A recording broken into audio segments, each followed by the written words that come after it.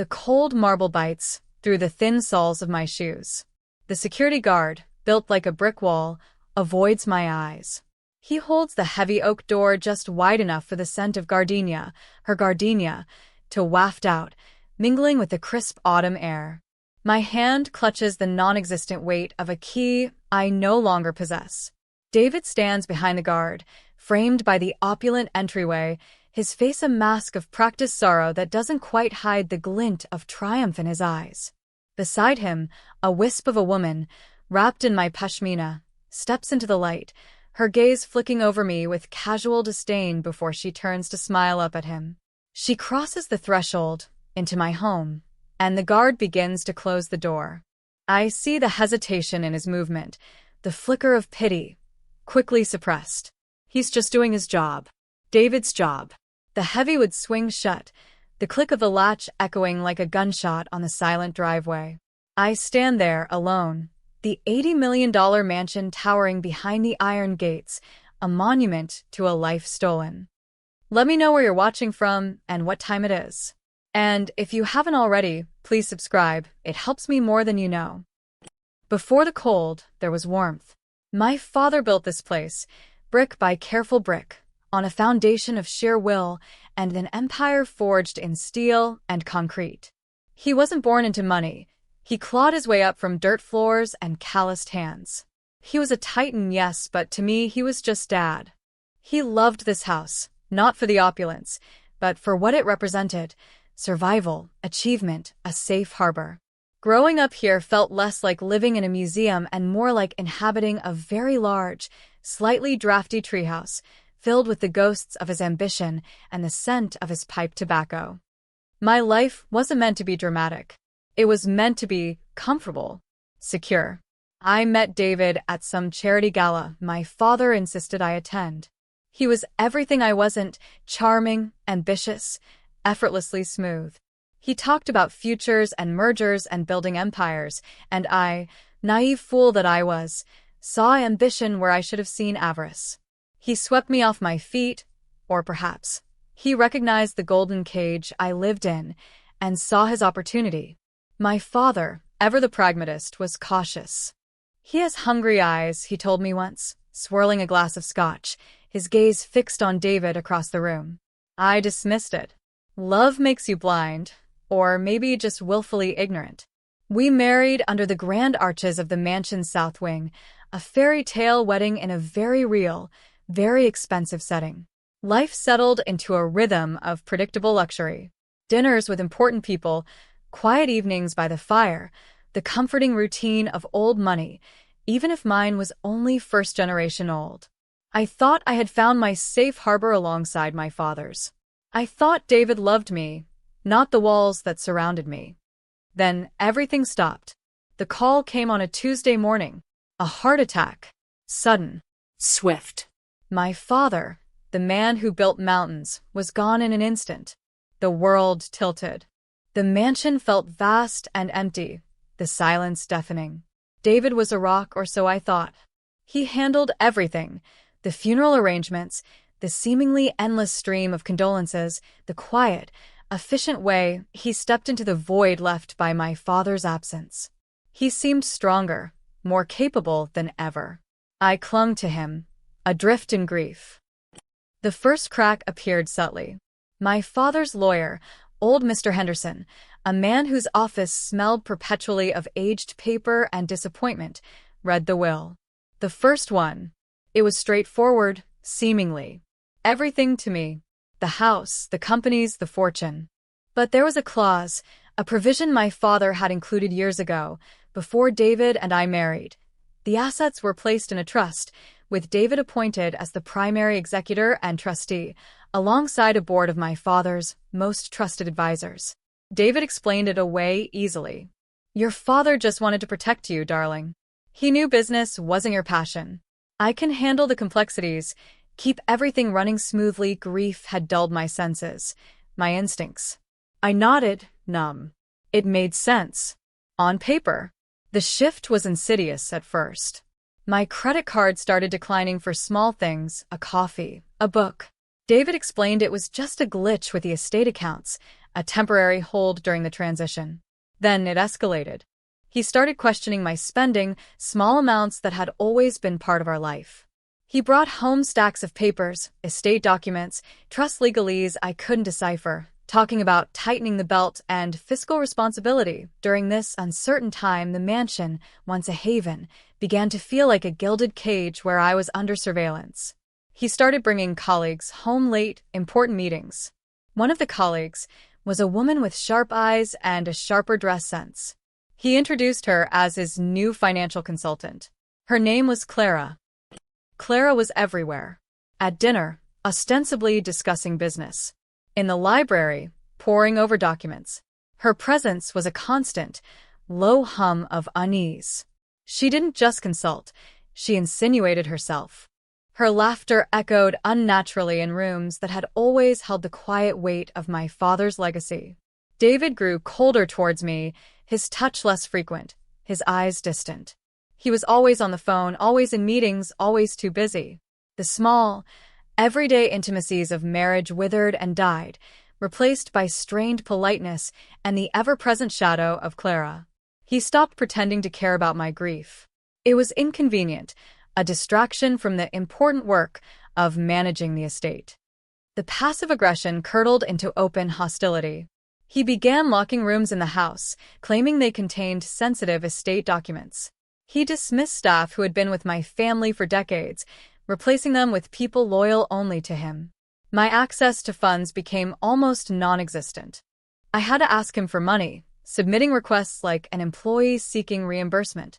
He would scrutinize them, question every line item, making me feel like a child asking for an allowance. The humiliation was a daily grind. I tried talking to him, pleading, demanding. He would either stonewall me with legal jargon about the trust or turn it back on me, accusing me of being irrational, emotional, incapable of understanding the real world of finance. He started suggesting, ever so gently at first, that the grief was affecting my judgment, that perhaps I needed help. It was a subtle form of gaslighting, designed to make me doubt my own sanity. Then came the day I found Clara in my father's study. My study now, according to the will. She was sitting at his desk, her feet propped up, a look of utter comfort on her face, as if she belonged there. She looked up at me, not with embarrassment, but with a smirk. David needed some space to work, she said, her voice dripping with false sweetness. This room is perfect. That was when it hit me, a cold, hard truth that shattered the last vestiges of my denial. This wasn't about business. This wasn't about grief or fiscal responsibility. This was about taking over. Taking over the house, taking over the life I was supposed to inherit. And Clara wasn't just a consultant. The air between them crackled with something raw and undeniable, something that screamed mistress, not colleague. The betrayal cut deeper than any financial maneuvering could. It was personal. It was a violation of the most intimate trust. The mask dropped entirely after that. David stopped pretending. He moved Clara into the master suite. Our master suite. My clothes were boxed and moved to a small guest room. He told me, coldly, that it was impractical for us to share a room given the stress I was under and the long hours he and Clara were working. He even suggested I might be more comfortable in the guest wing, maybe giving me space to recover. The house wasn't just a cage anymore. It was a battleground, and I was losing. He had seized control, using the leverage my father had inadvertently given him with the trust executorship. He controlled the money, the staff, the narrative he was building about my supposed instability. My father's trusted advisors on the trust board seemed hesitant, perhaps swayed by David's smooth reassurances, perhaps intimidated by his sudden, ruthless efficiency. They saw him as a capable, if perhaps overly aggressive, businessman stepping up, while I was just the grieving widow. The formal eviction notice arrived via a curt letter from David's lawyers. Not estate lawyers, but his lawyers. It cited irreconcilable differences, my erratic behavior post-grief, and proposed a separation agreement that amounted to him buying me out of the house for a pittance, a fraction of its value, while keeping the trust assets firmly in his control. The sheer audacity of it took my breath away. He wasn't just taking the house, He was erasing me from the picture entirely, using my father's legacy to fund his new life with his mistress. My world imploded. I had no independent access to funds, no legal standing that David hadn't already undermined, and the very structure meant to protect me was being weaponized against me. I was alone, penniless, and about to be thrown out of the only home I had ever known by the man I had married. The mansion loomed, a cruel symbol of my defeat. All seemed lost. Days bled into weeks. I lived in the small guest room, a prisoner in my own home. David and Clara paraded through the main halls, hosting parties, living the life they had stolen from me. Their laughter, amplified by the mansion's acoustics, echoed down the corridors, a constant, grating reminder of my powerlessness. My friends tried to help, but David had successfully cut me off from most of my social circle, subtly poisoning the well with whispers of my fragility and dependence. I felt stripped bare. Everything I thought was stable, my marriage, my home, my security, revealed as fragile illusions.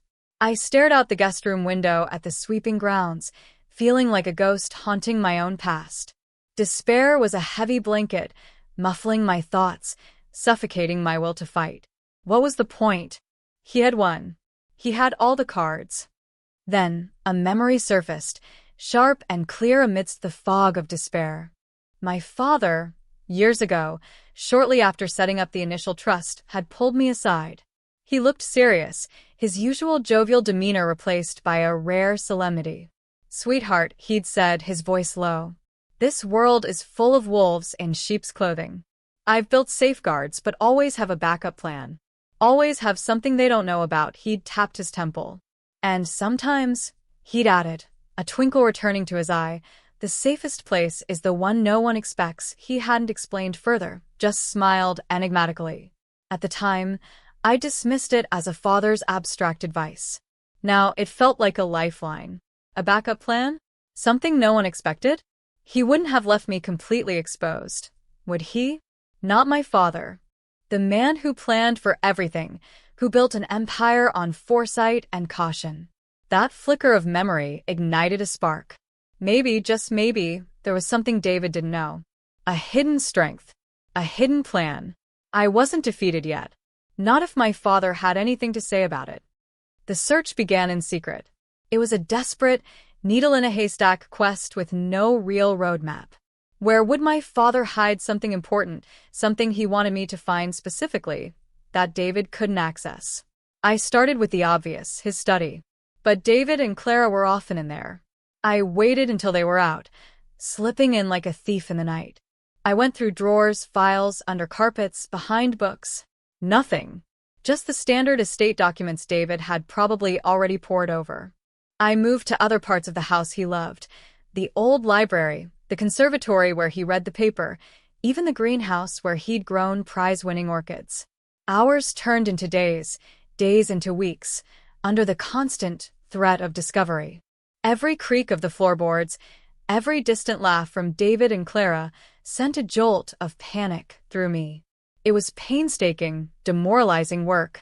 I found old photo albums, faded letters, business contracts from decades past, but no hidden compartment, no cryptic note, no key to a secret vault.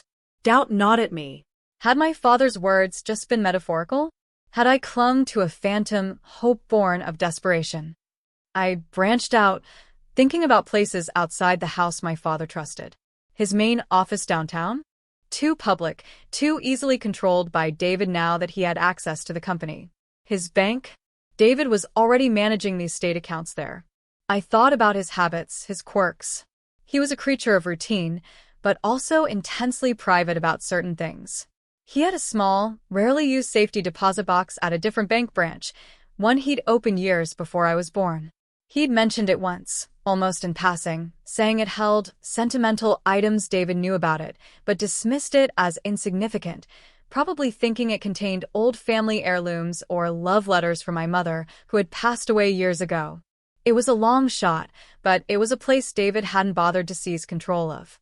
I took a cab, the small amount of cash I had left feeling flimsy and precarious in my pocket. The bank was a fortress of hushed tones and polished brass. I presented the old key my father had given me years ago, tucked away in a jewelry box. The process was agonizingly slow, the clerk's face impassive as she verified my identity against outdated records. Finally, I was led to a small, sterile room. The box was brought to me, heavy and cold. My hands trembled as I inserted the key.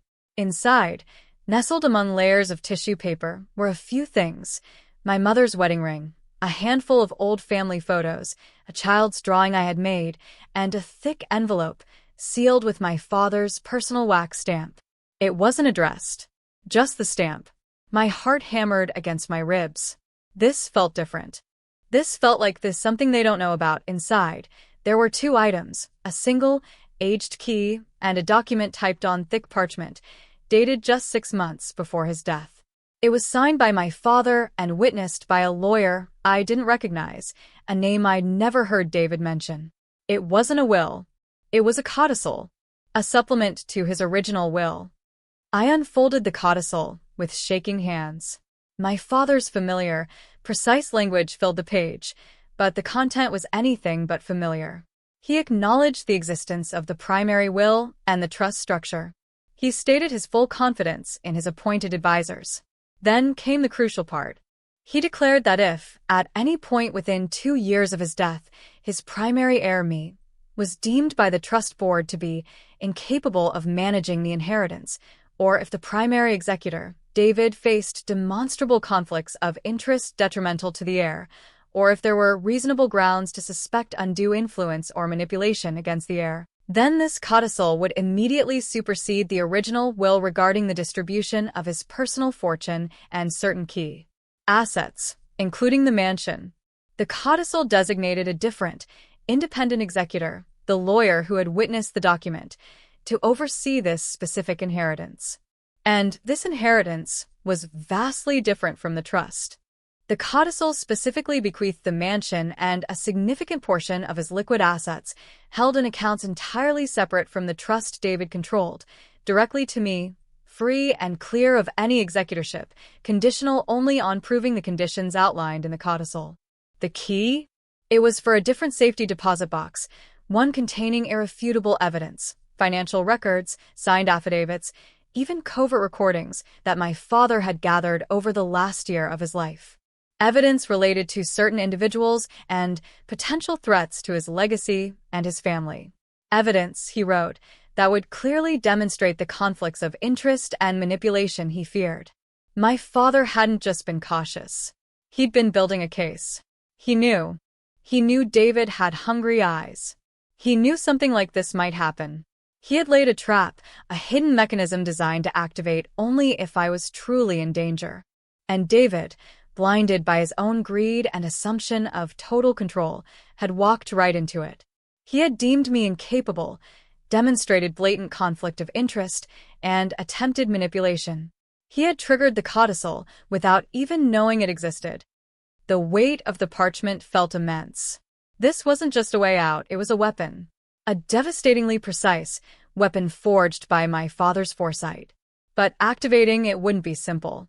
The codicil stipulated that the conditions must be demonstrably proven to the trust board and the independent executor formally notified. This meant revealing its existence and presenting the case against David. It meant confrontation. But this time, I wouldn't be the victim. I had the backup plan. I had my father's safeguard. I had something David didn't know about, something that could turn his triumph into ashes. The next few weeks were a blur of clandestine meetings. The independent executor, a sharp, quiet woman named Ms. Anya Sharma, met me in anonymous coffee shops. She was methodical, asking precise questions, reviewing the codicil and the initial batch of evidence from the second safety deposit box. She confirmed its legality, its binding nature. She explained the process, presenting the codicil and evidence to the trust board. It wouldn't be easy.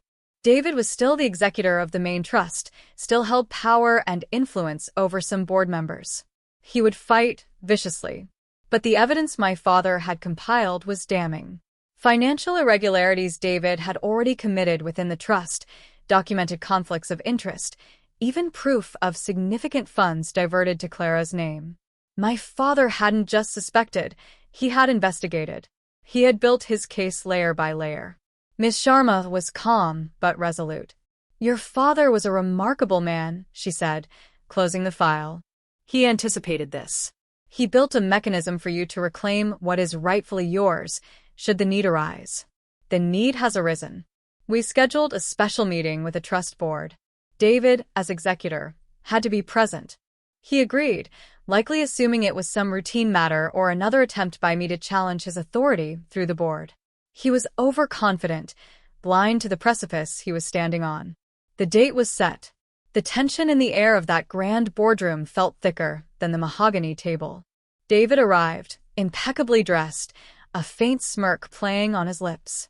Clara was not with him, but I knew she was waiting, somewhere nearby, expecting his triumphant return. The trust board members, a mix of old guard loyal to my father and newer appointments David had pushed through, were seated around the table, their faces a mix of curiosity and boredom. I sat opposite David, Miss Sharma beside me, a single briefcase on the table between us. David didn't even look at me. The meeting began with pleasantries, quickly dispensed with. David started to take control, outlining the trust's performance under his management, painting a picture of his indispensable stewardship. His voice was smooth, confident. This was his stage. This was where he consolidated his power. Then, Miss Sharma cleared her throat. "Mr. Chairman, esteemed board members," she began, her voice quiet but carrying authority. "My client, Mrs. Anya Petrova, has requested this special session to present a matter of significant importance concerning the late Mr. Petrova's estate." David turned, a flicker of annoyance in his eyes. "Anya," he said, his tone patronizing, "we've discussed this." "Your emotional state," Miss Sharma held up a hand, stopping him cold. "This is not about emotion, Mr. Blackwood. This is about a legal instrument executed by Mr. Petrova himself." She opened the briefcase and produced the codicil. "We have discovered a codicil to Mr. Petrova's last will and testament, dated 6 months prior to his passing." David's smirk faltered. The board members stirred. A codicil? This was unexpected. Miss Sharma handed copies to the chairman and a few key members. "This codicil," she continued, as the chairman began to read, his eyes widening with each line, "stipulates certain conditions under which the primary distribution of specific assets, including the family residence, would be altered. These conditions relate to the management of the trust and the well-being of Mrs. Petrova." As the chairman read aloud, the room fell silent. The words "demonstrable conflicts of interest, undue influence, incapable of managing inheritance" hung in the air. David's face, which had been pale, started to flush a dangerous red. He opened his mouth to protest, but Miss Sharma cut him off again. "We believe these conditions have been met. And we have the evidence." She produced a second, thicker file. Mr. Petrova, with remarkable foresight, compiled extensive documentation detailing financial irregularities within the trust under Mr. Blackwood's management, transfers of funds to associated parties with no legitimate business purpose, and clear instances of using trust assets for personal gain, constituting significant conflicts of interest. She laid out the evidence, item by item, her voice steady, factual. Bank statements showing large transfers, dated emails between David and Clara discussing using trust funds for renovations on an apartment not owned by the trust, signed affidavits from former staff members David had dismissed who were loyal to my father, detailing how I had been isolated, controlled, and systematically deprived of funds. She even presented transcripts of recorded conversations, compiled by my father's private investigator, explicitly detailing David's plans to remove me from the house and gain full control of the fortune, dismissing me as a useful idiot who was easily manipulated. The air in the room was thick with shock. The trust board members, initially skeptical, exchanged horrified glances. David sat frozen, his face a ghastly white. The smooth facade had crumbled entirely, revealing the terrified predator underneath. He was blindsided. Completely, utterly blindsided. He didn't know about the codicil. He didn't know my father had suspected him. He didn't know his ruthless takeover had triggered the very mechanism designed to stop him. He had thought he held all the power, that I was a helpless pawn. But my father's hand, reaching from the grave, had just knocked the entire board clean off the table. The climax wasn't a shouting match, it was a quiet, devastating collapse. David tried to speak, to bluster, to deny, but his voice was a hoarse whisper. The evidence was overwhelming, meticulously gathered by my father. The trust chairman, a stern man who had worked with my father for decades, looked at David with utter contempt. "Mr. Blackwood," he said, his voice cold as ice, "the evidence presented here is deeply troubling. It aligns precisely with the conditions stipulated in this codicil." He turned to Miss Sharma. "Miss Sharma, the board will review this formally, but based on the prima facie evidence and the clear intent of Mr. Petrova's codicil, it appears your claim is valid." He looked at David again. "Effective immediately, Mr. Blackwood. Your role as executor of this trust is suspended, pending a full investigation into these allegations. Furthermore, under the terms of this codicil, the mansion and the assets it specifies are now deemed to be transferred directly to Mrs. Petrova's control, managed by Miss Sharma as the independent executor, outside the purview of this trust." David's jaw went slack. He looked at me, his eyes wide with disbelief, then rage. He had lost everything. The mansion, the fortune, his carefully constructed image. The man who had thrown me out, who had moved his mistress into my home, was now left with nothing. His power had evaporated in an instant, dissolved by a piece of paper and a key to a hidden box. The retribution wasn't mine. It was my father's, delivered with surgical precision from beyond the grave. David didn't collapse physically, but his spirit did. He sat there, a shell of the man he'd been moments before, utterly defeated. The board members looked away, uncomfortable witnesses to his undoing. I felt a strange mix of emotions. Triumph, yes, a cold, hard satisfaction, but also a profound sadness for the wreckage of a life I had once shared, and the chilling knowledge of how completely I had been deceived. My father's dry humor, the unexpected twist in his character I'd never fully appreciated, had manifested in the most dramatic way possible. He hadn't just left me a fortune, he'd left me a trapdoor for the wolves. The aftermath was swift and brutal for David. With his access to the trust funds frozen and the evidence against him mounting, the house of cards he'd built collapsed. Clara, upon realizing he was no longer a conduit to a vast fortune, reportedly left him within days. He faced legal repercussions for the misappropriation of trust funds. I never saw him again after that boardroom meeting. He vanished from my life as quickly as he had tried to erase me from his. Moving back into the mansion was surreal. The gardenias still bloomed by the door, a lingering scent of the life Clara had briefly stolen. But the air inside felt different. The silence was no longer deafening, it was peaceful. Every room held ghosts, yes, but they were mostly good ghosts now. Memories of my father, of a life that was genuinely mine. Miss Sharma, true to her word, managed the transition efficiently and discreetly. The mansion was legally mine, free of the trust's complexities and David's control. The assets my father had specifically willed to me were secure, managed by Miss Sharma, a woman whose integrity was beyond reproach. I walked through the vast halls, no longer a prisoner or a ghost, but the owner. It felt less like reclaiming a house and more like reclaiming myself.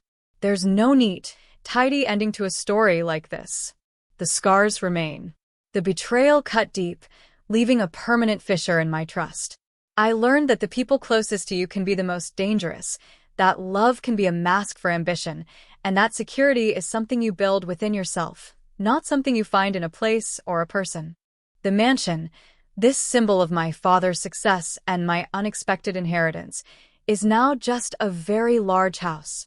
It holds memories, both good and bad, but it doesn't define me. My father, even in death, taught me the most important lesson: never be underestimated. He anticipated the darkness and built a way for me to find the light again. He didn't give me endless comfort. He gave me the means to fight for myself. And in the end, that was the greatest gift of all. I stand on the marble steps now, the door open behind me, the scent of gardenias just a scent, not a symbol of theft. This is my home, and I am finally, truly free. If this story hit close to home, I'd love to hear your version. Drop a comment with where you're listening from and what time it is. Thanks for being here. Subscribing helps bring more of these to life.